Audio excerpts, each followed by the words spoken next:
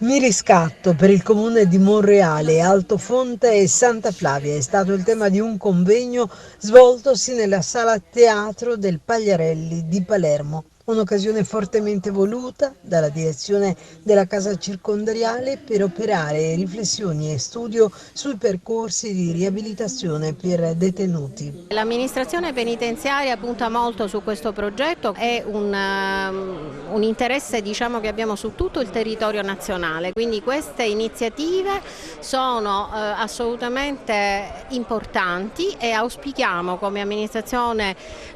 penitenziaria che possano estendersi sempre di più presso tutti i comuni. L'iniziativa stabilisce l'individuazione in sinergia con la magistratura di sorveglianza dei percorsi di riabilitazione e reinserimento sociale con valenza di riparazione del danno conseguente alla commissione del reato. All'incontro sono intervenuti il provveditore regionale dell'amministrazione penitenziaria Cinzia Calandrino, il presidente del Tribunale di Sorveglianza di Palermo Giancarlo Trizzino, il garante dei diritti dei detenuti per la regione siciliana Giovanni Fiandaca, i sindaci di Santa Flavia Salvatore Sanfilippo e di Altofonte Angelina De Luca. Quando la direttrice ci ha proposto appunto di iniziare questa iniziativa ne siamo stati ben lieti, anche perché i territori di tutta la Sicilia sono, fra virgolette, trascurati perché i comuni non hanno le possibilità economiche di poter far fronte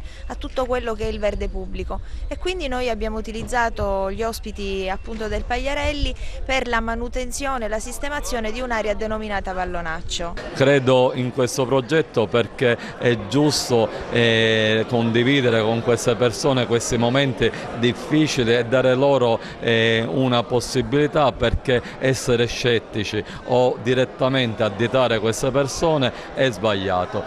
Dobbiamo collaborare, dobbiamo cambiare come mentalità e provare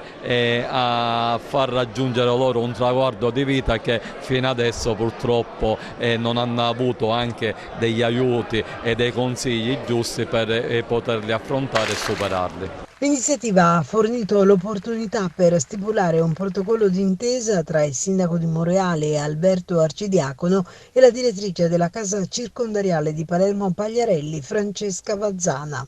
Voluto sì dall'Istituto dei Pagliarelli e fortemente condiviso dall'ente che rappresento, perché riteniamo sia il momento di valorizzare delle persone che hanno affrontato questo cabotaggio di rieducazione e quindi la consideriamo come la prima opportunità lavorativa dopo aver scontato la giusta pena e adesso è il momento di riaffacciarsi alla vita.